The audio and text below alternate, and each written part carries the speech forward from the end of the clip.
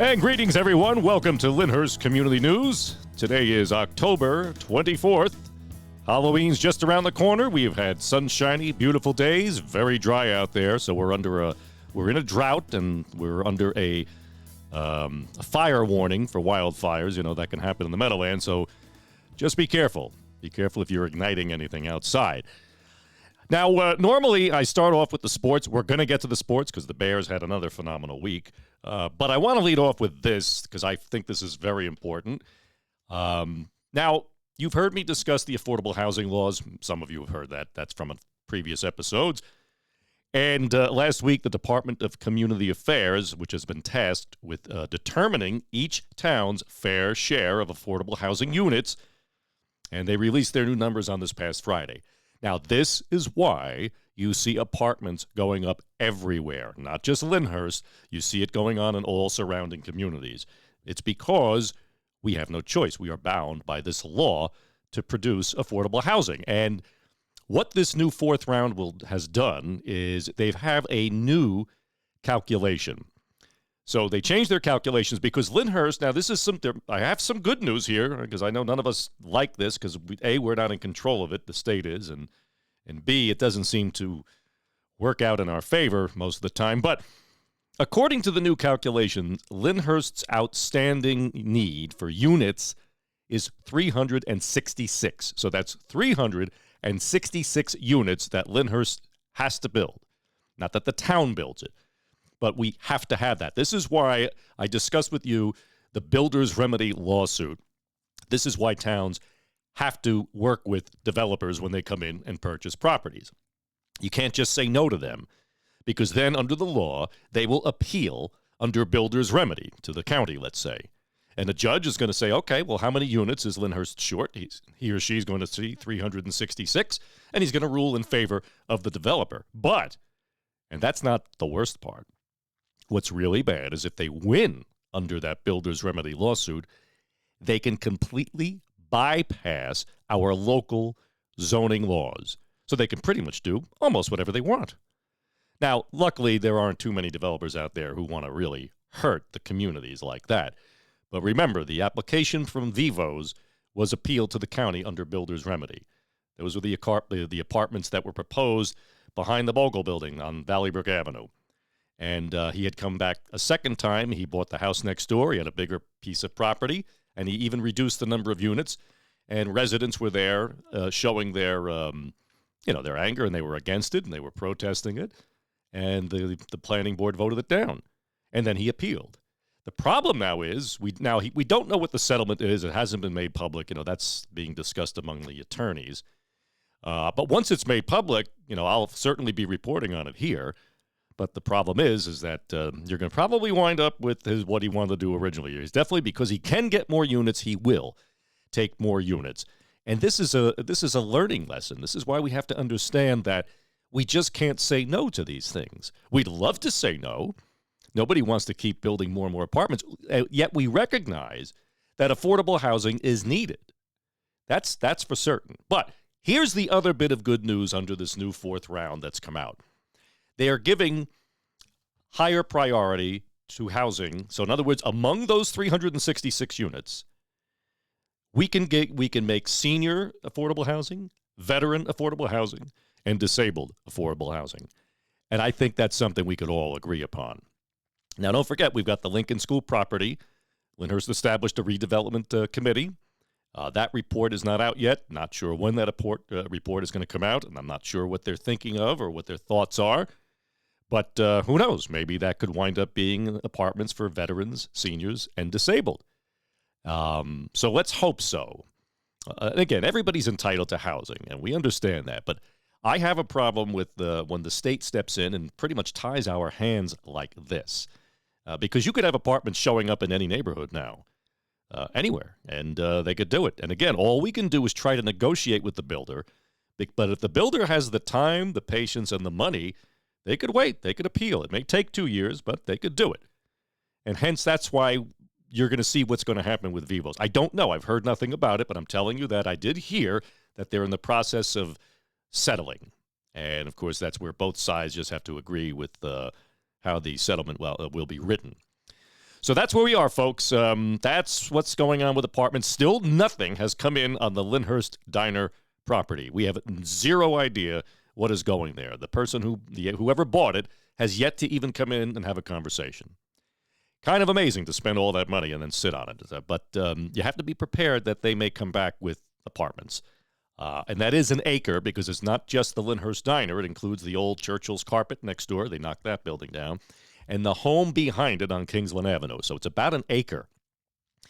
So as I always tell you, the moment we hear anything, I will let you know. But it's important that we all understand what is going on in the entire area with the conflux of apartments here. And remember, commercial real estate, especially offices, nobody's building those anymore because they're not needed. You have a majority of people now who are working remotely all the time or part-time, and so therefore that shrunk down the need for office space. So there's only one thing that is profitable for a developer, and that's apartments. Oh, they could put ground floor stores and commercial, but for them, they're not going to build something that isn't profitable. And unfortunately, the laws are stacked against us in terms of the amount of control that we have. So I'll keep you all updated, and if you want to read the report, it is on the state's website. Go to nj.gov/DCA. And that's the Department of Community Affairs, and you'll see the report. I'll leave the whole link to the report in the description box below. So read it. It's a long, typical, lots of numbers, not too easy to understand. But when you look at the number, you can see that we did better in terms of numbers. We've come down, but that we're also now going to have the opportunity to do more for seniors, disabled, and veterans. And I think that's a win right there. So check out the link, check out the report, and share it with people and your friends and neighbors so they have a firm understanding as to what is going on. Now, there is a class action lawsuit because the new calculations really whacked a lot of communities. And they've come together and they're doing a class action lawsuit. I don't know whether or not Lyndhurst is going to be signing on to that lawsuit. I don't know the legalities. I haven't had any conversations with town officials or attorneys as to whether or not it is feasible for us to do so.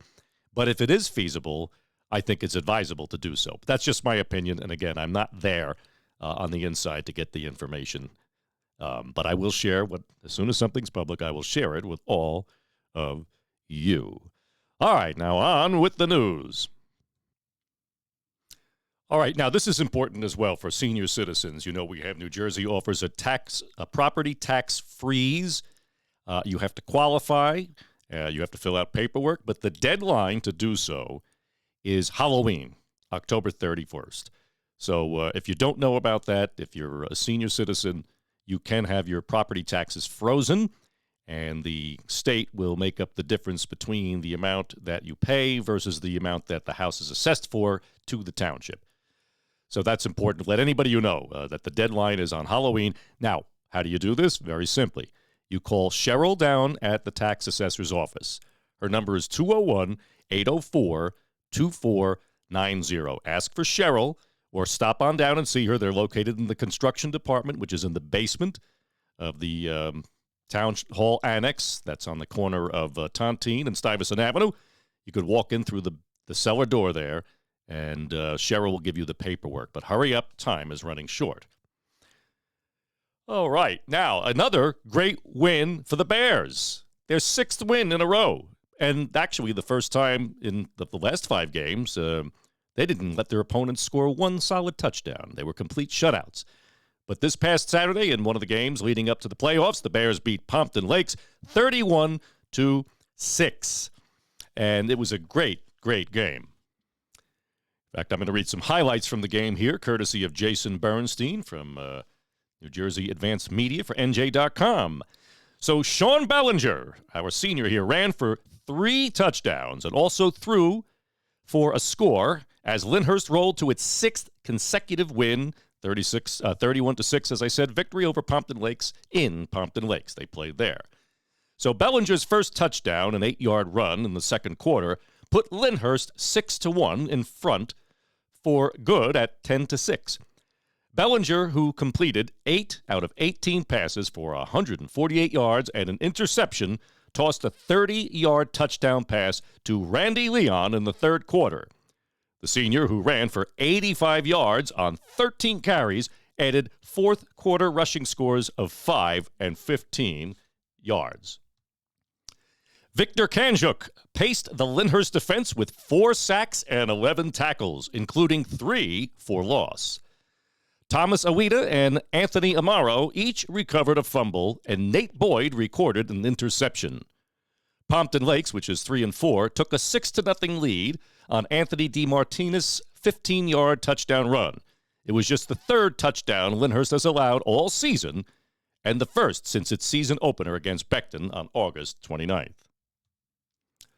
And also some of the players here who also stood out and got put on a great list of the Who Lit Up in New Jersey football stats.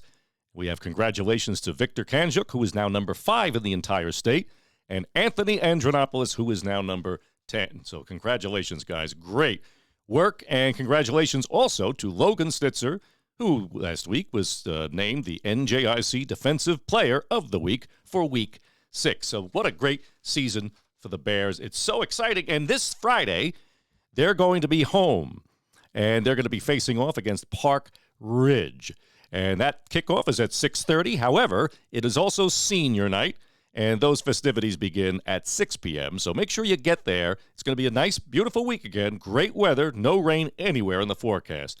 This is going to be their last home game. So let's get there and let's support the Bears. So congratulations again to all of the coaches and all of the players. You're doing a great job. We are so proud of you.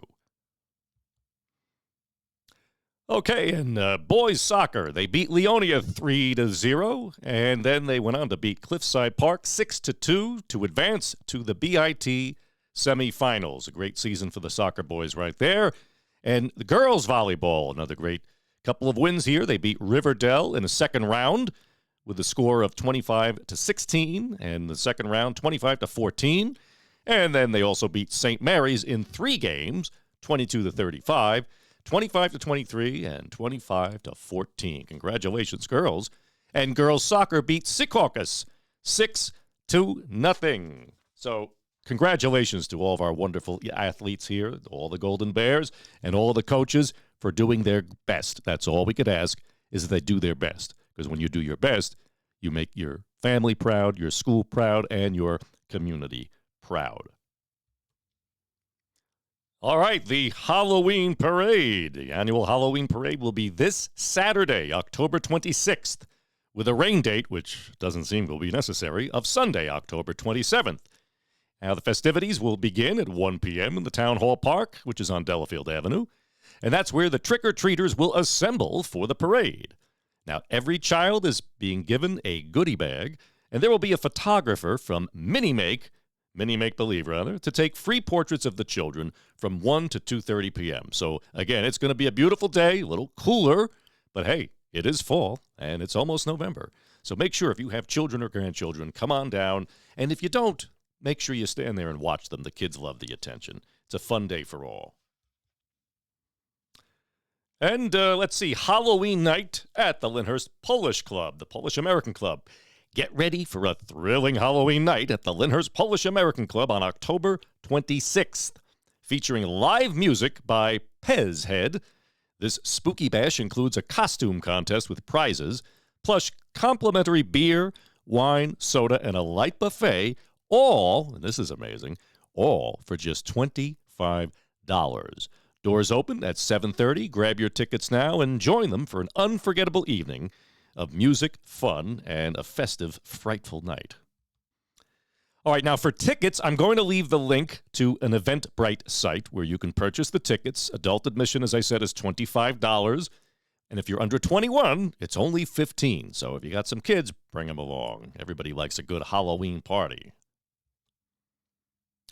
So that's about it for this week, folks. Don't forget, Friday night, Lyndhurst High School is going to be home. Be there to support the Bears.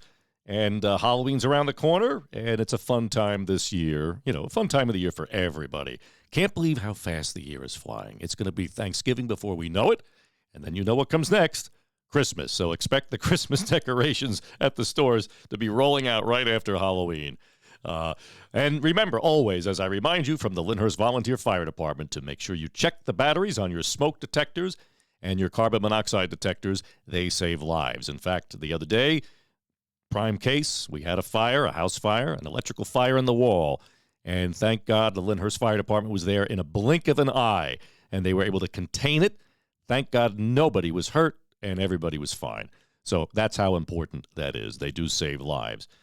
So anyway, folks, remember, as I always say, a community is not its roads, it's not its buildings or its homes. A community is its people.